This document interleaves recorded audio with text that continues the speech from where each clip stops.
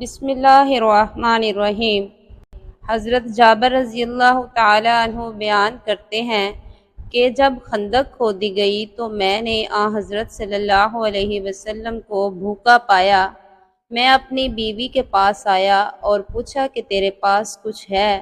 اس نے ایک تھیلا نکالا جس میں ایک صاع جو تھے اور ہمارے پاس ایک بکری کا بچہ پلا ہوا تھا۔ میں نے اسے ذبح کیا اور میری بیوی نے آٹا پیسا۔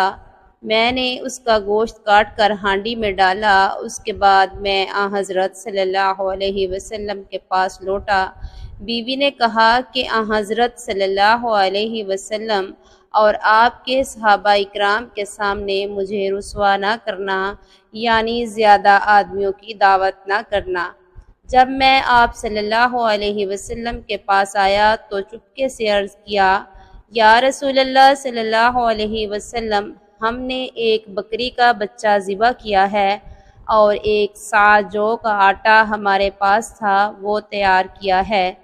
تو آپ صلی اللہ علیہ وسلم چند لوگوں کے ساتھ تشریف لے چلیے۔ یہ سن کر حضرت صلی اللہ علیہ وسلم نے پکارا اور فرمایا، اے خندق والو، جابر نے تمہاری دعوت کی ہے، لہٰذا چلو۔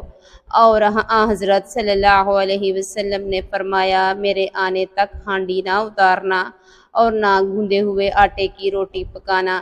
چنانچہ میں وہاں سے آیا اور حضرت صلی اللہ علیہ وسلم بھی تشریف لائے اور آپ صلی اللہ علیہ وسلم سب لوگوں کے ساتھ آگے تھے۔ میں اپنی بیوی کے پاس آیا، وہ بولی، تمہاری ہی فضیحت اور رسوائی ہوگی۔ میں نے کہا، میں نے وہی کیا جو تو نے کہا تھا۔ بالآخر اس نے گوندا ہوا آٹا نکالا۔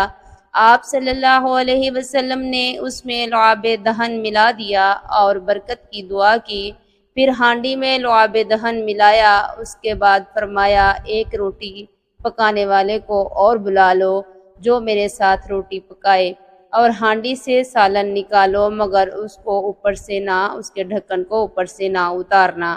حضرت جابر رضی اللہ عنہ بیان کرتے ہیں کہ اس وقت حاضرین 1000 تھے، اور میں خدا کی قسم کھا کر بیان کرتا ہوں کہ سب نے کھایا، یہاں تک کہ چھوڑ دیا اور لوٹ گئے، اور ہماری ہانڈی کا وہی حال تھا کہ ابل رہی تھی، اور آٹا بھی اسی طرح تھا، اس کی روٹیاں پک رہی تھیں۔